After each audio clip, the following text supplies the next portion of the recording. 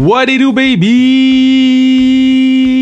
Gros podcast aujourd'hui avec ma main man, Patrice Bernier, gros gars, légende à Montréal, mais moi je le connais plus comme mon boy, mon ami, parce que c'est une bonne personne. Hein? Je vais vous dire une chose, quand j'ai commencé dans le milieu artistique québécois, un des premiers qui était là pour me supporter, un des premiers qui était là pour me dire ça c'est cool que tu fasses ça, Kev, ça c'est moins cool que tu fasses ça, Kev, c'est Patrice Bernier. Tout le temps là, prendre de mes nouvelles, tout le temps là pour voir si tout va bien, que ce soit un petit message texte ou autre chose qui monte en fait qui me supporte tout le temps. C'est à chaque fois que je le texte pour quoi que ce soit, c'est tout le temps oui, pose même pas de questions. Ça a été mon premier invité du Kevin Raphaël Show, le talk show qu'il y avait à TVA Sport. Donc merci beaucoup, Pat, de ta générosité. Puis ta générosité sur le pod. Parce que Pat devient le premier individu à être 2 fois sur le pod. Ah non, c'est pas vrai, c'est Kim Clavel. So, Pat devient le premier individu mâle à être 2 fois sur le podcast sans restriction. On se rappellera que la première fois, c'était notre panel sur le racisme. Un panel qui est rendu un travail universitaire. Let's go, baby! Le podcast, c'est lit. Mais non, c'était vraiment important d'avoir sa vision des choses par rapport à ça. Mais là, c'est vraiment un podcast sur Patrice Bernier. Plein d'insights sur l'impact, plein d'insights sur Drogba, Henry, tout le monde. Donc, on se fait du gros fun. Puis, continuez à nous suivre sur Instagram, likez notre page, embarquez dans les discussions qu'on a, à lâcher notre gear sans restriction sur le zonekr.ca. Puis, man, let's go, baby. Patrice Bernier à sans restriction. Baby!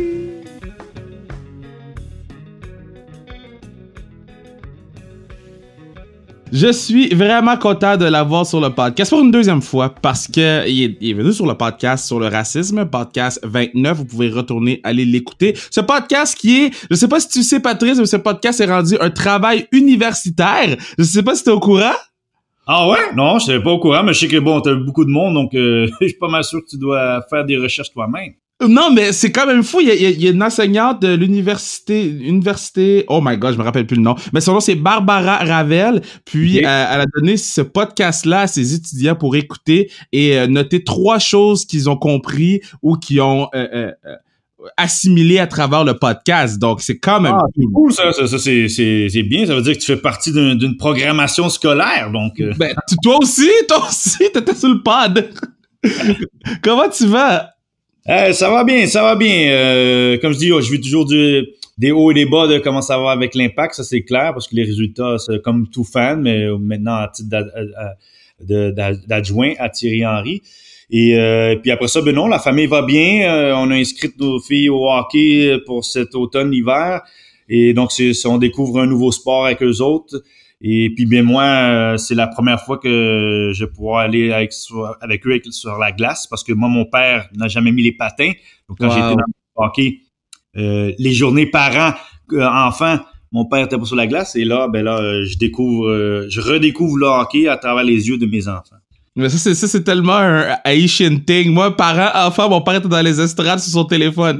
Il me regardait, il me faisait des babayes. C'est surtout pour le hockey, ils viennent d'une île où il y a même pas l'hiver, puis là, et puis là, ils nous ont lancé dans ce merveilleux monde qui est le hockey sportif et social. Mais voilà, je vais devoir recommencer avec mes filles, mettre l'équipement, le bâton, l'équilibre, le casque, et vraiment partir à la découverte avec eux autres, puis essayer de leur passer mon expérience, mais surtout les voir eux grandir et essayer de les aider. Je me suis pris à j'ai acheté un slideboard là pour améliorer donc je deviens comme tous ces parents qui sont accrochés là puis dire bon, on veut faire progresser nos enfants, c'est avant tout la raison de ça, pour qu'ils aient du plaisir puis qu'ils avancent. Ah, c'est cute. Puis avant le pod, on parlait un peu de ça, puis je disais, tu sais, lorsque la situation va nous le permettre, on ira avec les filles voir une pratique des filles de la PWHPA, les joueuses de hockey professionnels, parce que je suis certain que c'est quelque chose qui, un, va les marquer, puis 2, une phrase que les filles utilisent beaucoup, c'est « If you can see it, you can be it ». Donc, je sais qu'il y a beaucoup de filles de la ligue qui écoutent le pod, donc les filles, on s'en vient. Non, c'est très cool, merci pour l'offre. Puis oui, parce que je suis d'accord avec toi, moi je l'ai réalisé encore beaucoup pendant que j'étais joueur, que le visuel compte, et c'est quand tu as des modèles puis tu dis, t'as une aspiration, eux autres jouent aussi, puis ils sont des adultes ou sont plus grandes, donc ça veut dire, moi, je peux être comme elles. Et quand puis chez les filles, ben c'est sûr, on leur parle des athlètes masculins, mais ça correspond pas toujours. Oui, OK, au hockey, peut-être tu voudrais être Mario Lemieux, Wayne Gretzky, mais là, quand tu regardes une fille, puis tu dis, elle aussi, elle vient, puis c'est une fille. Donc, ce serait bien, pour mes filles de voir que il y a des filles qui jouent, puis qui sont plus vieilles, grandes, adultes, et qui excellent dans ce sport, et qui ont commencé comme elles, dans le mag, à la tombe, à novice, tous les termes maintenant des fois on change, on appelle U9, U10 ou mais ouais, c'est très spécial pour eux autres de voir parce que je pense que c'est marquant. Au soccer, ils sont quand même bien, leur mère, elle a joué, donc ils savent que ça, mais au hockey, ce serait bien de voir des modèles comme ces filles-là parce que je pense que ça pourrait les inspirer à se pousser, se motiver et voir aspirer un jour peut-être à être comme elles. Ah, tu vois, ça, j'ai un frisson en ce moment parce que c'est la raison pourquoi je me bats autant pour essayer de promote de mon côté le hockey féminin comme que je peux parce que je sais qu'il y a des kids comme les tiennes qui un jour vont voir une Marie-Philippe Poulin plus souvent, ils vont voir une Mélodie Daou, une Lauriane Rougeau, etc. Puis je le vois à la classique KR quand les filles viennent sur la patinoire, même les boys, ils font « Oh my God, c'est qui eux? » Donc, que tu dis ça me fait beaucoup de bien en ce moment. Mais j'ai aussi le goût de te parler de ton livre, Patrice Bernier, Maître de son destin, écrit par Mathias Brunet, préface Thierry Henry. C'était comment le processus de tout mettre ton destin dans un livre? Écoute, pour être franc, au départ, moi, j'étais pas convaincu déjà de faire écrire mon histoire. Je la connais, mon histoire, mais bon, beaucoup de monde m'en a parlé. J'avais peut-être le côté atypique d'avoir joué au hockey puis d'avoir choisi le soccer, ce qui est peut-être quelque chose que la majorité des jeunes Québécois sportifs n'auraient pas fait, auraient peut-être continué plus du côté hockey. Et puis qu'il y en a beaucoup qui connaissent pas le parcours au complet parce qu'on me connaît comme le capitaine de l'Impact de Montréal ou maintenant assistant entraîneur, mais on connaît pas souvent l'histoire.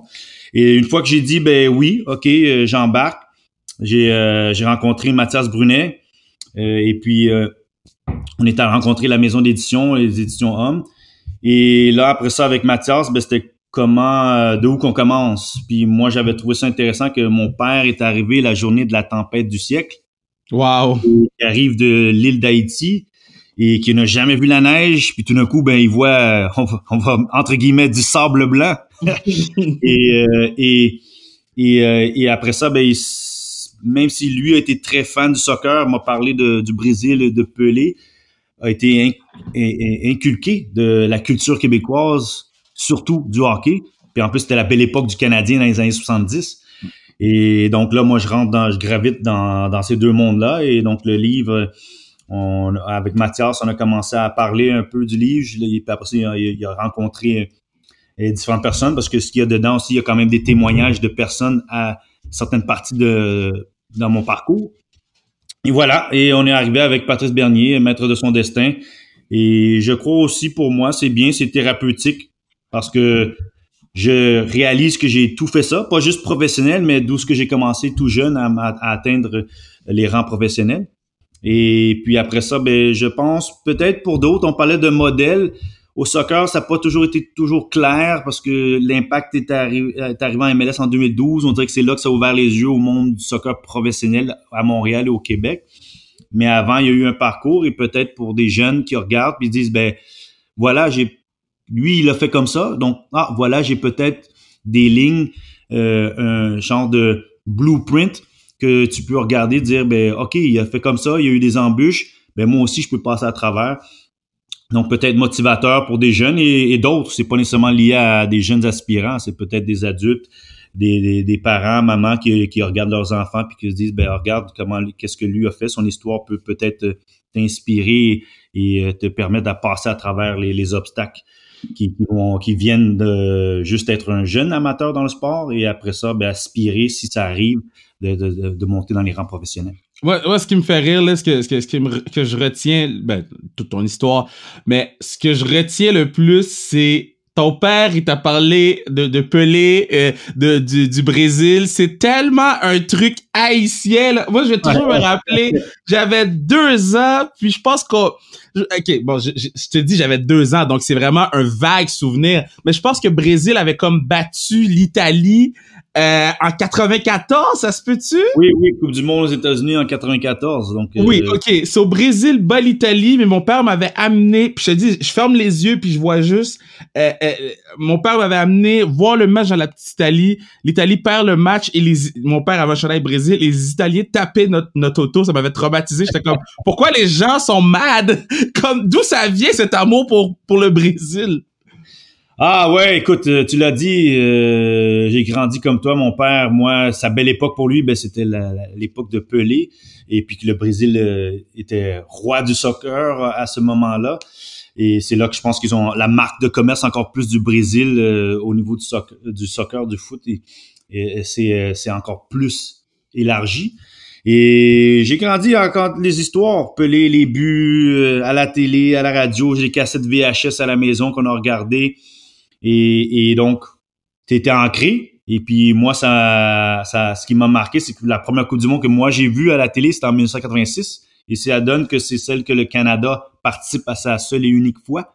Wow. Et donc, je savais que j'étais pas brésilien parce que mon nom c'est pas Patricinho, puis j'allais pas jouer pour le Brésil. Mais en même temps, je pouvais quand même regarder le Brésil puis être émerveillé et voir que le Canada était là. Puis je me dis, ben moi, je suis né à Montréal, je peux jouer peut-être un jour pour le Canada, puis peut-être je pourrais un jour être à la télé et jouer à la Coupe du Monde. Et donc, c'est là que déclic, si on peut dire, le rêve a commencé. Je vais pas dire le déclic à devenir professionnel, mais le rêve à dire, hey, un jour, j'aimerais ça jouer au foot, au soccer, puis être devant des milliers de personnes, puis représenter mon pays, puis d'espérer jouer à la Coupe du Monde, et pourquoi pas contre le Brésil. Oui, mais t'as joué contre le Brésil, non? Oui, ben ce qui est arrivé, c'est que j'ai jamais été à la Coupe du Monde senior. Mais en arrivant en moins de 17, j'ai fait la Coupe du Monde des moins de 17 ans qui était en Équateur. Et comme de fait, ben dans la phase de groupe, dans le groupe qu'on était, nous, on joue contre le Brésil. Donc là, je me retrouve à jouer contre le Brésil, le maillot jaune, les shorts bleus, les bas blancs. Tu sais que c'est mythique au soccer, cette équipe, cette nation. Et là, je joue contre eux. Et puis là, on a perdu. J'aimerais bien dire que l'histoire est fantastique qu'on a gagné, mais j'ai été à la Coupe du Monde, puis je peux dire que j'ai joué contre le Brésil. Oui, donc, mais... ce moment-là de la télé, je l'ai quand même vécu, même si c'était pas dans les rangs professionnels ou le seuil de mon adulte. Je sais que j'ai eu la chance de jouer contre le Brésil. J'ai eu la chance de jouer contre eux autres après plus tard au senior, mais c'était un match amical. Mais là, j'étais à une Coupe du Monde. Et c'était un fait marquant pour moi à 15 ans d'être à la Coupe du Monde, puis jouer contre d'autres jeunes de mon âge. Qui eux autres étaient déjà dans des milieux professionnels quand moi j'ai gravité entre le hockey et le soccer mais là d'avoir affronté le Brésil, je me dis ouf, c'était beau, mais en même temps je me dis tu sais quoi, je pourrais peut-être un jour être comme eux, mais il faut que je m'y mette plus ou moins au soccer à temps plein, ou du moins plus sérieusement.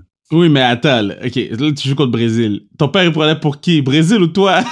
Ben non, mon père, ils étaient là, mes parents, là, on était à Ibarra, en Équateur, et puis ils étaient là à vivre la Coupe du Monde avec nous, parce que tu avais quand même une dizaine de milliers de personnes qui regardaient le match. On jouait contre le Brésil, et on était un peu les underdogs, donc les gens avaient peut-être un faible pour nous, parce que autant que le monde aime le Brésil, autant que le monde peut-être déteste, parce qu'ils sont ouais.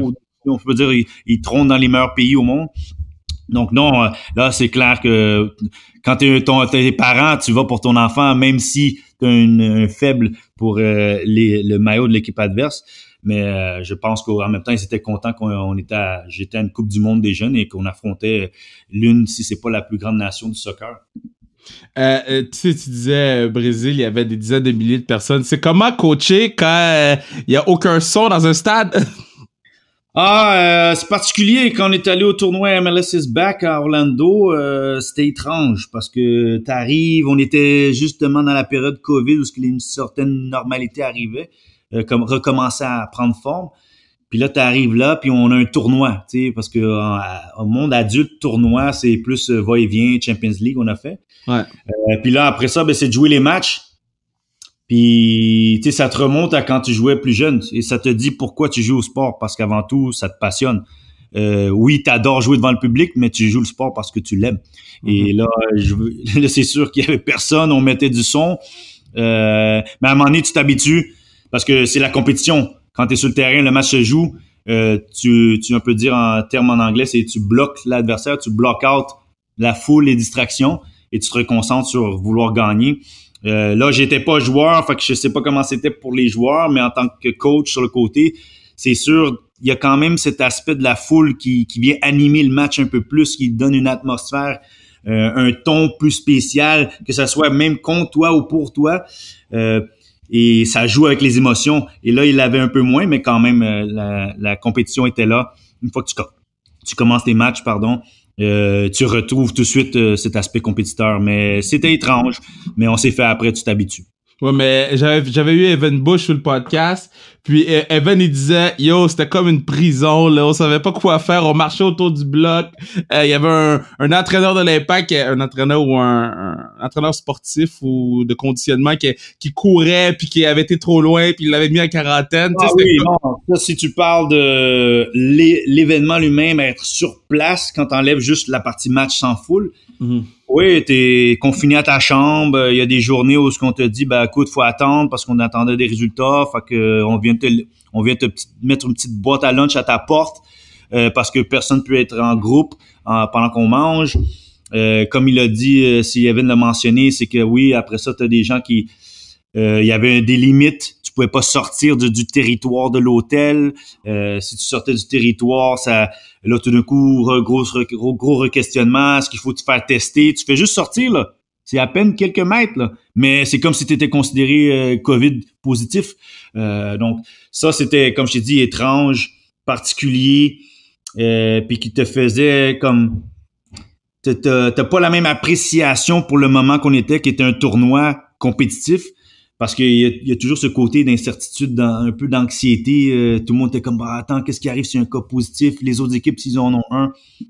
Donc, on vit un temps particulier. Ça, c'est sûr, 2020. On va toujours se rappeler de cette année-là. Mais oui, le contexte d'être à l'hôtel, c'était pas comme d'habitude où ce que tu savais que tu pouvais aller jaser avec les gars dans le lobby ou rencontrer certains anciens coéquipiers ou des adversaires que tu connais un peu plus particulièrement. Tout le monde faisait plus attention à rester dans son petit groupe et rester dans sa chambre quand c'était le temps. Non, mais comment tu fais pour pas devenir fou? Parce que je sais que moi, tu m'obliges à rester assis à un endroit, tu me perds, là. C'est terminé. Je ne peux pas faire ça. Kev, c'est pas évident. Là, comme coach, c'est sûr, nous, on a beaucoup de petits meetings, tu sais. On a de la vidéo, faut revoir. Fait on est en train d'échanger à titre de coach. Je peux dire que dans les couloirs de l'hôtel, pour chaque équipe avait son propre couloir, il y avait des places pour jouer au PlayStation, jouer au ping-pong, pour un peu sortir du quotidien. Ouais. Mais on essayait de faire des choses pour que justement tu ne penses pas à ce que attends, on est dans un hôtel, on peut pas sortir vraiment parce que le monde ne comprenne pas, on n'avait aucun contact avec la société. Là, ça veut dire tout ce qu'on faisait, c'était hôtel, autobus, terrain d'entraînement ou autobus, match, et tu reviens. Tu manges dans ta propre... puis tu vois que tout le monde essayait de pas trop te dire... Tu dis allô de loin, mais t'avais pas un gros contact. Fait que lire, beaucoup de Netflix, ça c'est sûr. Parler au téléphone avec la famille, comment ça va. Une chance qu'on est dans l'ère où que la technologie nous permet d'avoir ce contact plus constant avec les gens qu'on aime ou nos amis et compagnie. Mais c'est pas évident. Là, comme j'ai dit, coach, ça allait plus vite parce que justement, on avait tout le temps des petits meetings pour parler de qu'est-ce qu'il doit faire. Mais pour les joueurs, ça devait pas être évident à un certain moment donné quand t'es dans ta chambre puis t'as vu tous les films Netflix puis y avoir.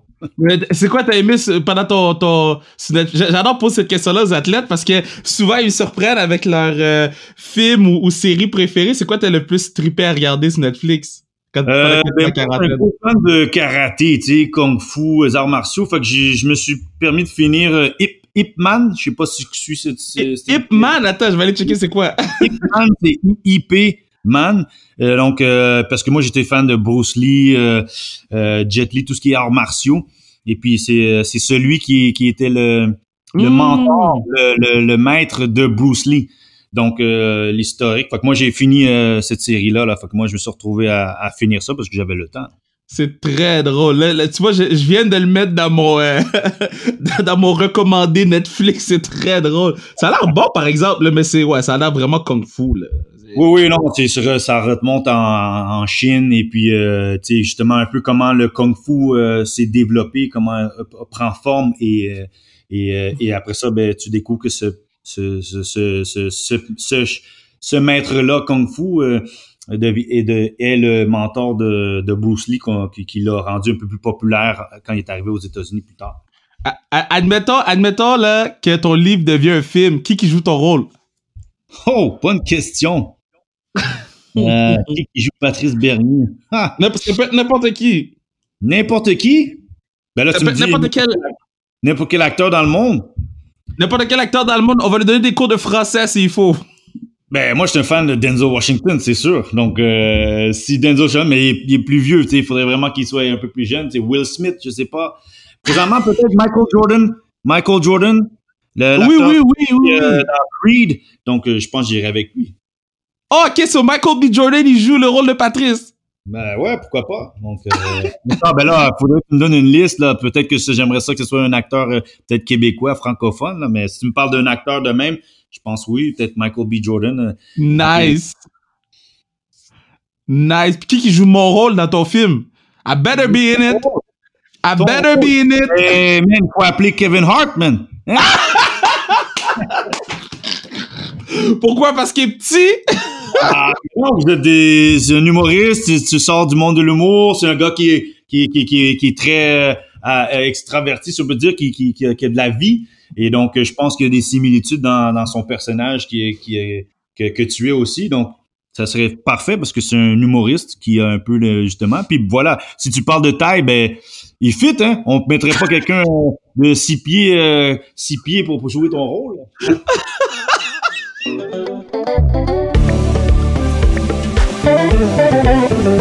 Et c'est à ce moment-ci que je vous dis, attendez. Bonne gorgée de café dans la tasse sans restriction. C'est à ce moment-ci que je vous dis que vous pourriez assurer la pérennité du pod en achetant une tuque, une casquette, une tasse, un jersey de hockey sans restriction. Donc dépêchez-vous, Noël arrive, c'est des beaux cadeaux, petits mots personnalisés, baby, c'est le fun, c'est plaisant, on te flatte dans le sens du poil. Moi, je dors pas si on me flatte pas. I'm just saying. J'ai un inside. Moi, j'ai besoin qu'on me joue dans les cheveux pour que je dors parce que sinon, I don't know, I don't sleep. Tu vois, si tu skips jamais les pauses pub pour le gear, t'as des petits insights comme ça sur moi. You never know. You just never know. Bon, là, on est rendu dans la partie où moi, j'ai des questions parce que toi, t'as joué avec Didier Drogba. Oui. Puis Didier, quand il est arrivé ici, t'étais comme son gars ici, là. C'est quand même assez impressionnant. Et là, tu te retrouves à coacher avec Thierry Henry. Sans te mettre dans l'eau chaude, qu'est-ce qui t'a surpris le plus ou qu'est-ce qui t'est comme, OK, je vis quelque chose, là. Jouer avec Drogba ou coacher avec Henry?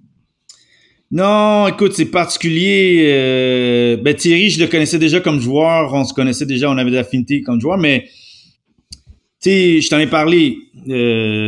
Là, moi, comme vous allez le découvrir dans le livre, mon rêve, c'est de jouer au foot.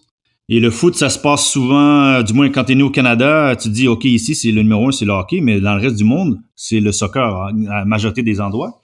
Et donc, moi, mes yeux, c'était, je dois aller en Europe parce que c'est là que ça se joue, c'est là que tu peux gagner ta vie, c'est là que les grandes ligues sont.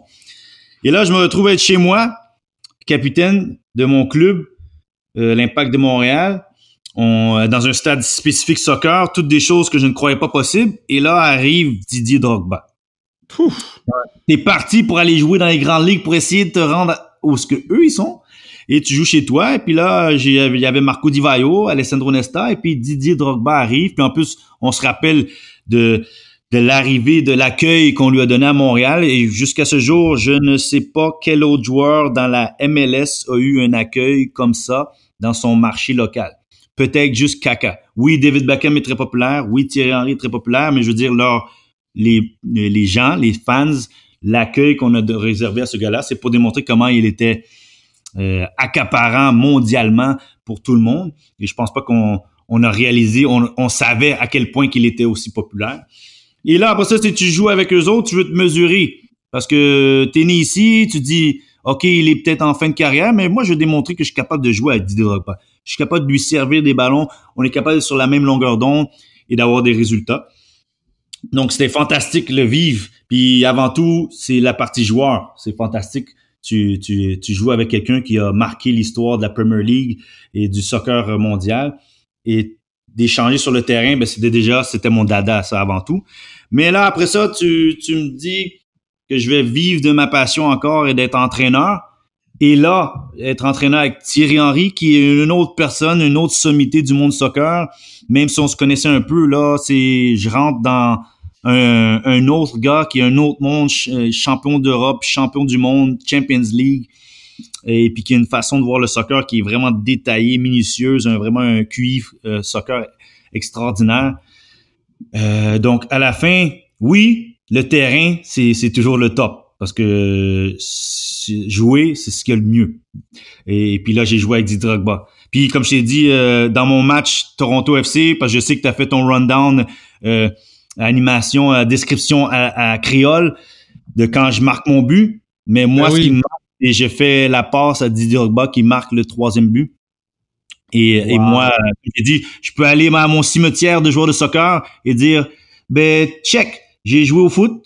J'ai fait une passe à une grande personnalité du soccer, du monde soccer, et il a marqué. Merci. Check. C'est bon. I can sleep in my grave tranquillement du monde de joueurs.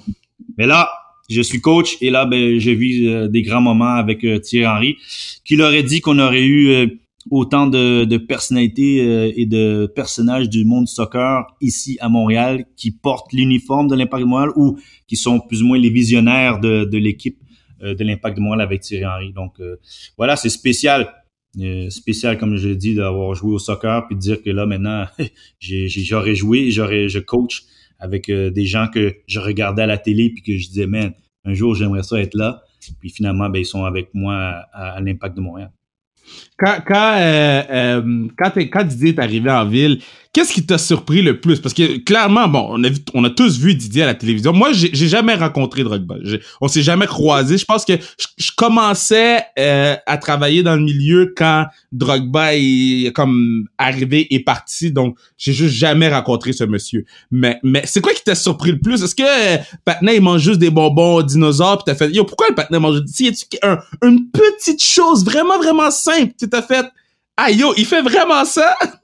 Non, anecdote avec lui, pour moi, vraiment, c'est le côté humain.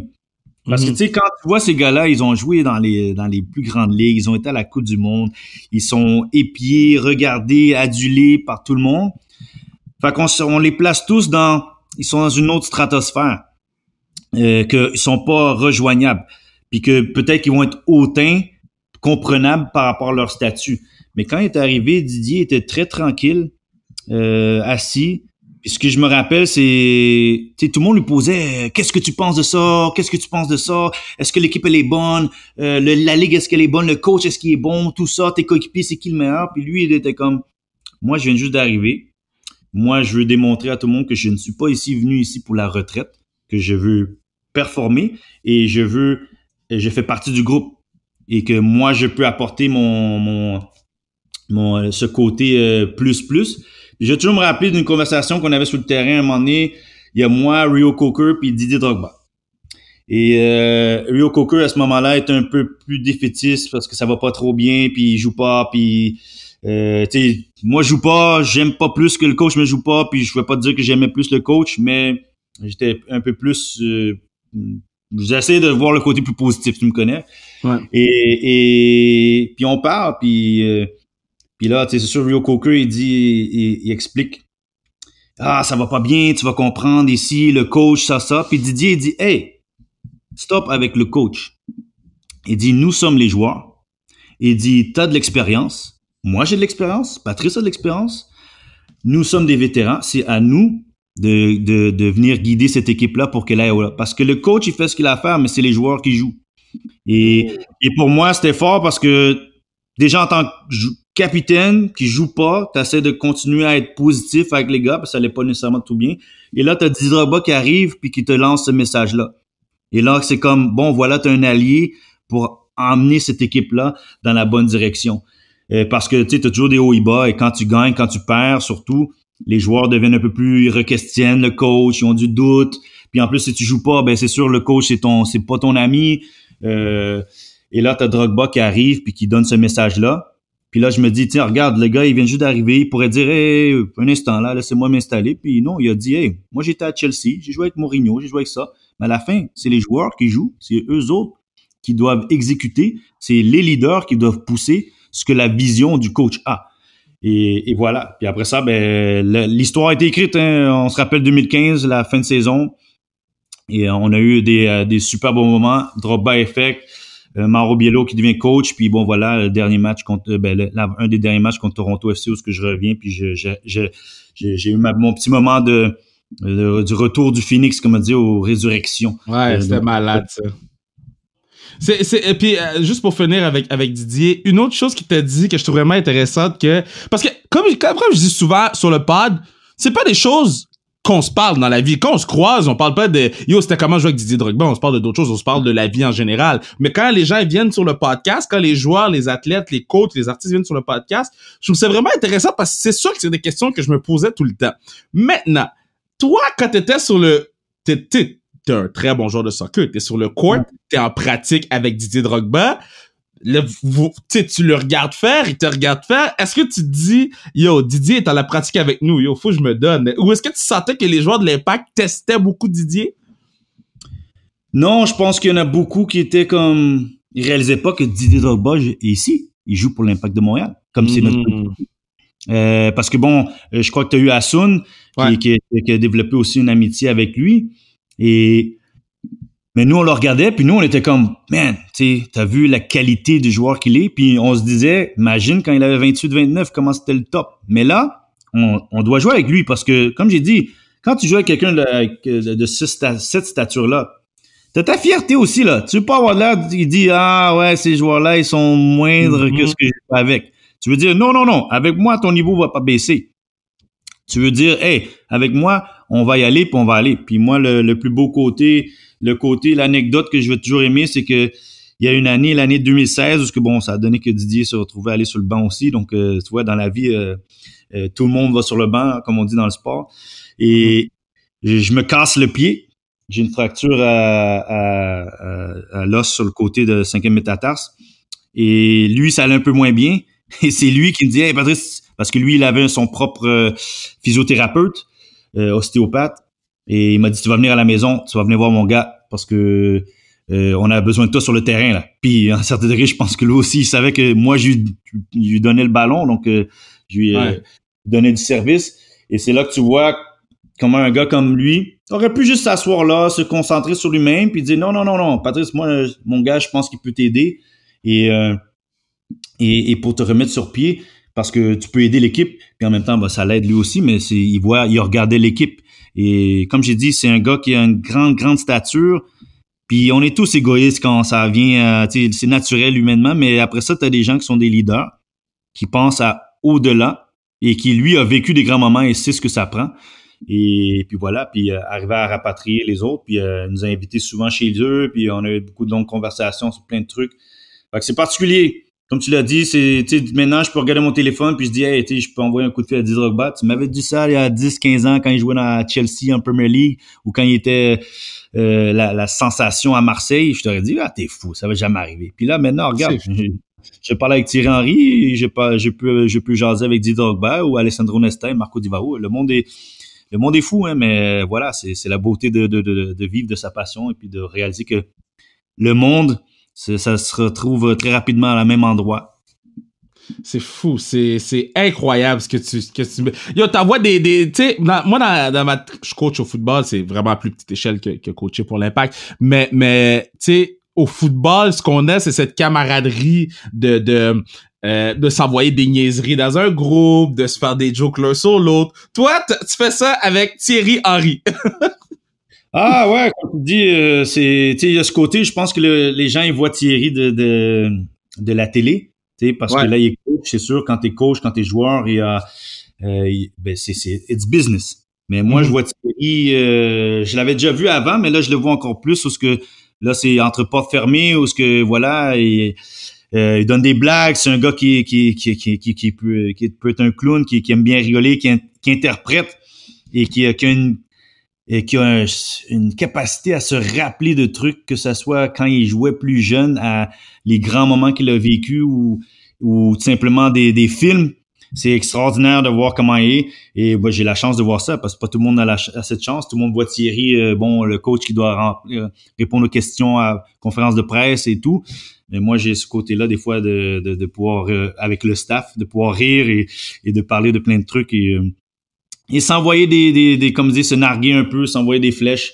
Mais c'est le beau côté, c'est parce qu'on développe un bel esprit de corps avec tout le staff technique, ce qui est particulier. Comme tu as dit, j'ai mon téléphone, j'envoie un message là, tac, tric, et c'est à Thierry Henry ou à Didier Drogba. Donc c'est fou, hein. Mais voilà, c'est la beauté de ce que j'aime de ce sport, c'est le côté humain qui nous rapproche. C'est très nice. Premièrement, il va falloir que tu m'aides à avoir Thierry Henry sur le podcast. Ça, c'est notre prochaine mission d'équipe. Il va falloir qu'on ait Thierry Henry sur le podcast. Fait que ça, on va s'arranger pour que ça arrive. Mais toi, t'es sur le banc, là, OK? Là, t'es sur le banc, puis... Parce que moi, je sais pas comment ça fonctionne au soccer. Moi, je connais le football, je connais le soccer. Je sais qu'au football, si moi, je pense que ça devrait marcher, je vais avoir le coordonnateur défensif, boum, boum, boum, on jase, ajustement, boum, on le fait. Comment ça fonctionne quand t'es assistant coach au soccer? Est-ce que tu t'occupes juste de la défensive? Est-ce que tu t'occupes juste des centres, des attaquants? Comment ça fonctionne? Ben pour moi, mon rôle, vu que je suis comme troisième assistant, c'est plus regarder ce que les jeunes qu'on a signés ou qu'on pense signer et ce qui vient avec, parce que maintenant j'ai une fonction avec le groupe U23 aussi. Mais quand on arrive au match, là, bon, Thierry, déjà, il voit pas mal de tout, mais tu sais, quand t'es coach puis t'es dans l'action, il y a l'émotion qui vient dedans. Fait que tu regardes des trucs, mais tu peux pas tout voir. Et donc là, notre job aussi, hein, sur le côté des lignes, c'est du porter attention sur certains trucs, que ce soit un joueur qui peut-être se tient la jambe puis qui démontre des petits signes de faiblesse ou de fatigue ou tout simplement même de l'adversaire, essayer de lui passer le message, puis les autres assistants ont des tâches plus spécifiques sur les coups de pied arrêtés. Mais après ça, on s'échange, et après ça, ben un va lui donner soit une petite information qui peut l'aider sur le moment parce qu'il a peut-être une idée, mais on voit pas tout. Même si on regarde le match, on ne peut pas voir les 22 acteurs sur le terrain, exactement tout ce qui se passe. Et c'est de lui donner le plus d'informations possible pour que lui puisse prendre la meilleure décision possible pour soit envoyer un joueur sur le terrain, soit faire des changements stratégiques ou tout simplement les choix à la mi-temps de qu'est-ce que lui il a vu, puis que ça reconfirme ce qu'il a vu, ou tout simplement peut-être ajouter des petits détails qui peuvent amplifier son message envers le groupe à la mi-temps ou durant le match. Donc, tu sais, il faut que tu sois à l'affût, essayer de travailler en équipe. On est une petite équipe et nous, on essaie de tout faire pour simplement l'aider à ce que sa vision puisse se porter le mieux possible sur le terrain, que les joueurs le comprennent le plus et l'assimilent le mieux possible. OK, d'habitude, avec les joueurs de hockey, on joue à un jeu où...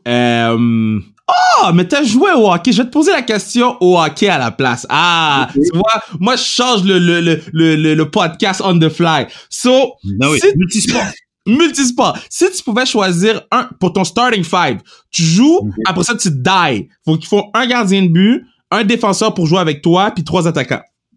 OK. Un gardien de but. Là, tu parles de joueurs présentement ou comme tu veux. Tu peux mettre Thierry Henry dans les buts si tu veux. C'est ton dernier pick-up game. Après, tu die. Donc, faut vraiment que tu aies du plaisir. Avec hockey, mais avec... Là, tu veux que je choisisse des joueurs de hockey pour un pick-up game, là, tu veux besoin de 4? Ouais. Gardien de but, je prends Carey Price, ça, c'est sûr. Ah, t'es un gros fan de Carey Price, hein?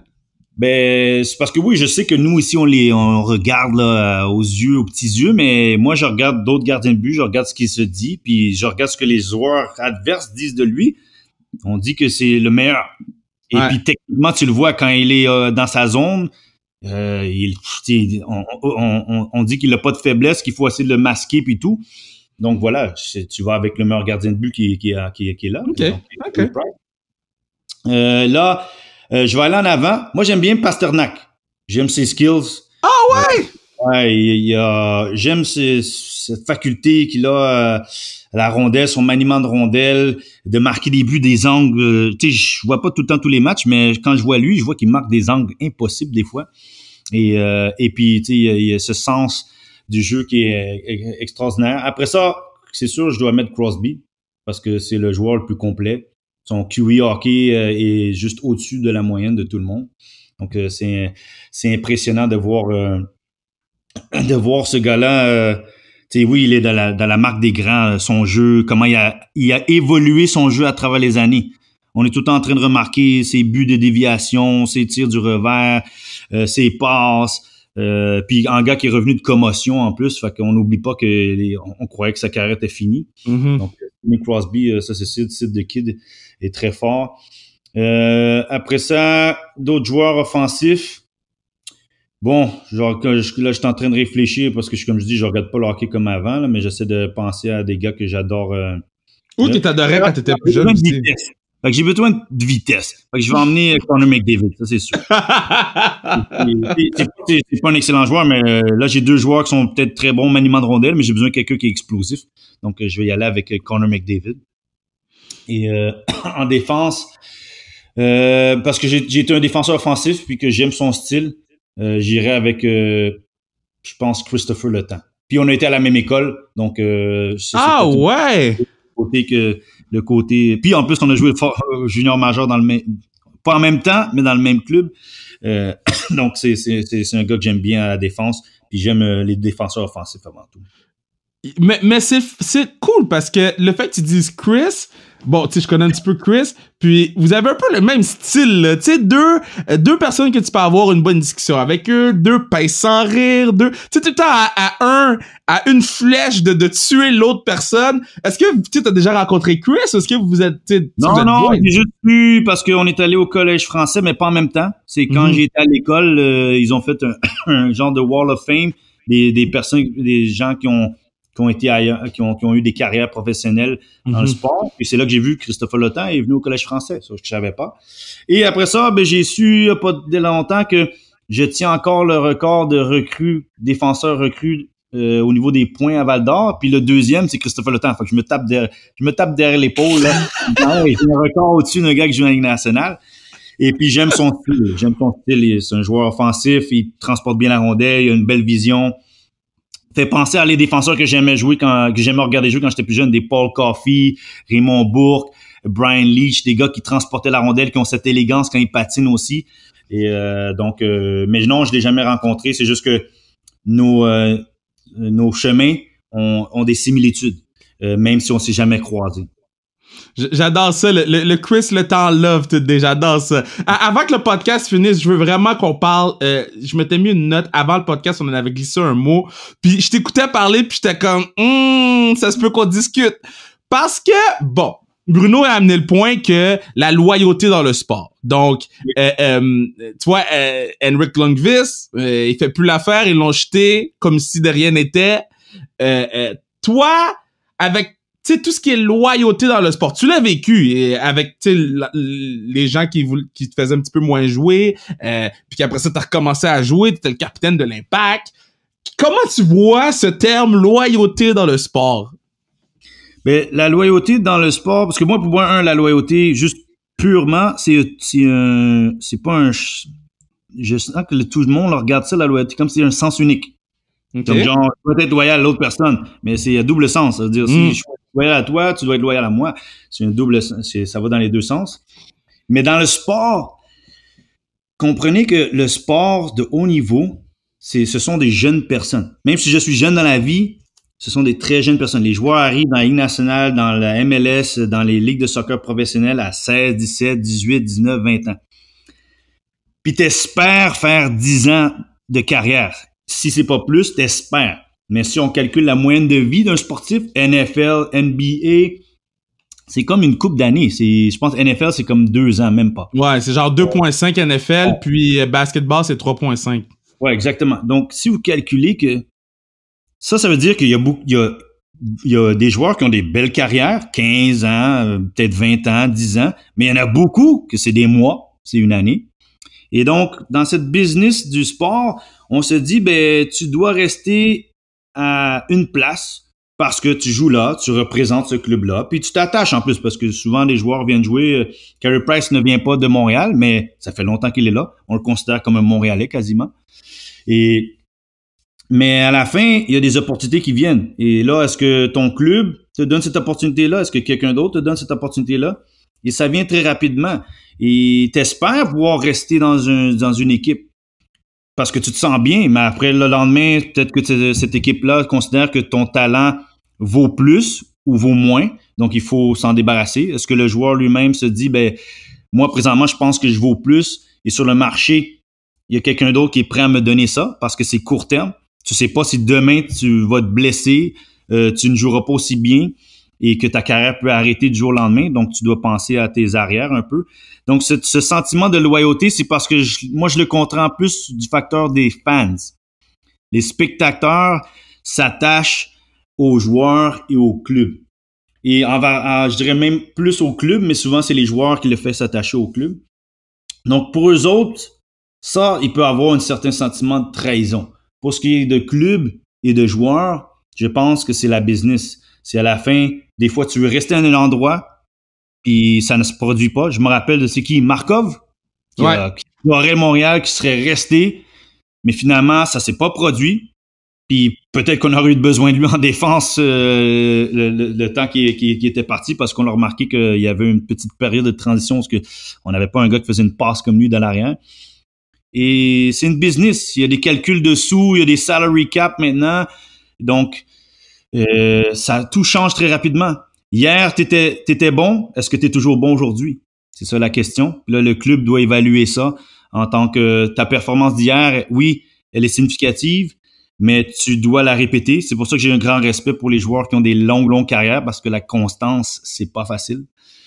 Mais la loyauté, moi, je pense que c'est une business. Donc, à la fin, j'ai appris une chose quand on m'a échangé dans la Ligue majeure du Québec en plein milieu de la nuit, que tu peux t'attacher à une place, mais on peut te détacher de cette place-là très rapidement sans vouloir, même si tu es lié, même si tu sens que tu fais partie d'une famille. Le sport, c'est une business et ça change très rapidement et il y a toujours quelqu'un de plus jeune qui arrive et il y a toujours quelqu'un qu'on considère qui est meilleur, qui est peut-être out there pour moins cher. Donc, c'est difficile de dire loyauté dans le sport. Moi, je pense que les gens qui restent le plus longtemps dans une équipe, tant mieux, faut en profiter parce que s'ils sont là puis ils ont aimé la place puis ils veulent rester. Mais c'est une business. Ça veut dire que quand tu es dedans, tu essaies de faire le maximum possible et si tu peux le faire une place, tant mieux, mais c'est rare dans le monde. Et on oublie, est-ce que tout le monde qui travaille a la même job depuis que tu avais 18 ans jusqu'à 40, 50 ans? Non. C'est la même chose dans le monde du sport. OK, mais il n'y a pas un moment, Pat, il n'y a pas un moment où tu t'es dit, moi, je bounce? Oui, je veux te dire que il y a des moments quand c'était pas évident à l'Impact ou ailleurs où ce que tu dis, ben surtout parce que l'Impact c'est chez moi, je suis né ici, donc j'ai commencé au club et le club je considère que c'est comme la famille pour moi. Donc oui, quand ça va pas bien, puis tu sens que tu as une valeur, t'as une valeur que tu peux apporter ou que ta valeur est juste pas, on l'utilise pas, tu te dis ben peut-être il faut que j'aille voir ailleurs. Sauf que moi en 2015, je m'étais dit, pour être très franc, je m'étais dit, pendant la saison, je ne peux pas partir. Moi, je ne suis pas de style à partir en plein milieu du chemin. Ah, ouais? Non, ben parce que c'est difficile. Tu changes d'équipe parce que c'est pas évident. Des fois, tu n'as pas le choix. Puis en plus, en MLS, dans la structure du monde du sport nord-américain, le joueur n'a pas vraiment son mot à dire. Ça veut dire t'es échangé puis tout bad. Ouais. Tandis que dans le monde du soccer en Europe, ben le joueur peut quand même dire non, même si les deux équipes s'entendent. Et moi, avant tout, je savais que je jouais chez moi et j'avais une responsabilité ou je m'étais donné une responsabilité de dire je représente le soccer québécois et donc de laisser quelqu'un dire que je ne suis plus bon, je ne peux pas, ou du moins laisser donner la perception que je suis fini, je ne peux pas. Fait que j'espérais que, ben comment ça s'est tourné, ça se tourne. Finalement, j'espérais que ça arrive plus tôt, mais ça arrivé vers la fin, donc tant mieux. Mais si ça n'avait pas tourné, peut-être qu'en 2016, je n'aurais pas été à Montréal. Mais voilà, moi, mon histoire elle a été écrite. Je l'ai fini en 2017, le 22 octobre, à l'Impact de Montréal, où ce que j'ai commencé, où ce que j'ai fini, puis j'ai pu la finir. Mais c'était probable que après 2015, que je ne sois pas à Montréal en 2016 si la situation n'avait pas changé. Parce que là, anyway, je veux pas, parce que c'est 45 minutes le pod, puis je veux pas être trop long parce que bon, t'as une famille, puis t'as des choses à faire là, mais faut que je te le demande. Parce que là, anyway, c'est fini. On parle plus de ce era-là. Mais est-ce que en 2016, t'avais des opportunités de t'en aller? Est-ce que tu pouvais aller jouer ailleurs? Ben, toutes les autres années, et même de 2012, dès que j'ai commencé à faire ma marque dans la ligue, après 2012, j'avais été joueur de l'année à l'Impact. 2013, j'étais au match des étoiles. Puis il y avait des équipes qui appelaient, puis mais ils savaient que je venais de Montréal. Donc c'était si Patrice est prêt à partir, on est à l'écoute. Mais après ça, non, en 2015, dès que ça finit la saison avec Clopas, puis que puis Clopas est parti, puis j'ai commencé à jouer, moi, finir quelque part d'autre que de Montréal, ça aurait été étrange pour moi. Parce que je suis revenu dans un objectif de finir jouer chez moi. Mais oui, au courant, je vais pas te dire qu'en 2014, il y a même le Toronto FC qui m'a appelé. Il y a d'autres équipes qui appellent, mais à la fin 2016, non. Moi, quand j'ai fini, on a fini malheureusement dans la finale d'association d'Est. Mais non, moi, j'avais un objectif, c'était de gagner à l'Impact de Montréal et d'espérer de gagner. J'ai gagné quand même on a gagné. Je vais pas dire on a gagné la Coupe canadienne 2 fois. On est à la Ligue des champions, donc je suis très heureux, mais je voulais finir avec une coupe MLS. Sachant que mon parcours finissait, Mauro Biello était entraîneur, il y avait une petite touche montréalaise, québécoise qui était là, qu'on pourrait dire, aucune autre équipe dans la Ligue peut faire ça. Des personnes qui sont de la place, le propriétaire qui est de la place, puis qui remporte. Mais non, quitter Montréal à la fin, non, je pense pas que j'aurais quitté à Montréal. J'ai arrêté de jouer, puis je sais que j'aurais peut-être pu aller jouer ailleurs, mais je voulais finir, puis j'ai fini chez moi, où je suis très content comment ça finit. Mais Pat, le podcast est fini, mais moi, je suis vraiment content de t'avoir parlé. Je rappelle aux gens, Maître de son destin, Patrice Bernier. Vous pouvez aller l'acheter sur patricebernier.com. Il y a 5$ par livre, si je ne me trompe pas, Pat. C'est bien ça qui s'en va à la Maison d'Haïti? Les livres sont reversés au fonds Patrice Bernier, qui est un fonds qui est parti pour aider justement des jeunes à s'épanouir à travers le sport et leur donner des opportunités. Et puis même aussi le fonds, on peut aider d'autres organismes. Et là, c'est un début. Mais oui, si vous achetez Patrice Bernier, Maître de son destin sur patricebernier.com, 5$ sera reversé à ce fonds-là. Oui, donc moi c'est fait, je l'ai fait avant le podcast, donc vous pouvez aller acheter le livre Maître de son destin Patrice Bernier. Vous l'avez sûrement entendu dans l'intro que je vais faire tantôt, mais je continue à aller encourager je dis encourager, j'ai le terme encourager, c'est continuer d'avoir l'opportunité d'en apprendre un petit peu plus sur l'un de nos icônes. Puis je dis ça, puis je suis comme, mais yo, c'est Patrice, c'est mon boy, tu comprends? Mais je vais toujours me rappeler quand t'as marqué ton but à ton dernier match. Avec Andy, on a encore la vidéo. On est dans une des loges et on crie comme si c'était le plus beau événement de tous les temps, parce que pour nous, à ce moment-là, ça l'était. Donc, merci pour tout ce que tu fais pour la ville, mais aussi merci pour tout ce que tu fais pour moi, personnellement, parce que tu as toujours été là pour moi, pour me supporter, m'encourager, puis me donner des bons mots. Donc, félicitations pour tout ce que tu fais. Ah, thanks Kevin. Merci d'avoir invité. C'est toujours un plaisir, une deuxième fois, mais cette fois-ci tout seul. Et continue ton bon travail, puis voilà, chacun est maître de son destin. Et je vois que tu es maître de ton destin, donc continuez, vous êtes des bons exemples. Et moi, voilà, le livre, c'est tout simplement pour donner une certaine référence à d'autres pour choisir leur route et vivre leur passion.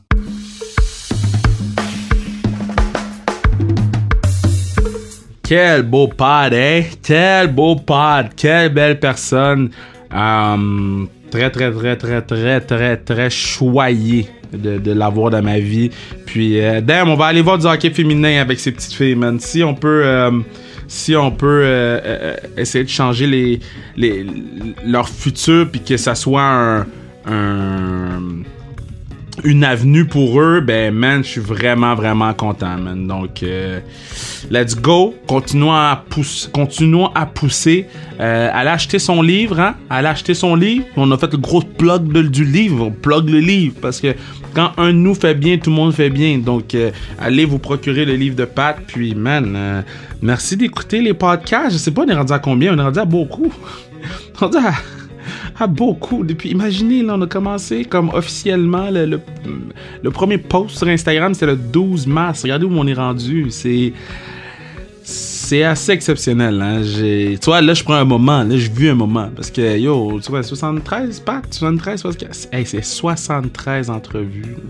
Je ne sais pas si vous vous en rendez compte, mais c'est beaucoup, là. Puis je sais que vous pick and choosez ceux que vous voulez écouter. Il y en a qui écoutent toutes. Il y en a qui écoutent peut-être plus ceux de hockey féminin. Il y en a qui écoutent plus les joueurs de la Ligue nationale. Il y en a qui écoutent ceux que ça les intéresse, en fait. Il y en a qui écoutent que des English Friday, Monday, Wednesday. Maintenant, c'est English. On sait jamais c'est quand c'est English. Mais c'est vraiment le fun de voir le chemin parcouru avec ma main man, partner du pod Bruno, Pod of the People. Puis de voir le chemin parcouru aussi avec Mathieu Brutus qui fait la musique. Donc, yo, on continue. Vendredi, on a un autre gros pod. Puis, moi, je veux offrir plus de contenu sportif sur la page. J'ai checké les stats. 74 ou 76% de la page est suivie par des gars et genre 24 par des filles. So, je veux commencer ou continuer à promouvoir le sport féminin pour que ce soit un genre de safe place pour tous ceux qui trippent sur le sport féminin, gars comme filles. Là, on est comme notre pied à terre québécois pour le sport féminin parce que malheureusement, il n'y en a pas beaucoup. Puis quand il y en a, donc, à part Femmes de hockey, c'est très nice. Foot et Café, c'est extrêmement nice. C'est 2 podcasts que je mentionne. Et finalement, No Girls de Away from the Play. J'appelle, tu sais, on est une grande famille, la famille des pods. Puis ça, c'est comme mes petites sœurs. Donc, let's go, baby. Allons supporter toutes ces compagnies ou toutes ces pods qui promouvoient le sport féminin. Parce que nous, c'est ça qu'on veut faire aussi. Donc, on se revoit vendredi avec une athlète féminine. Je dis pas c'est qui. The God My Way.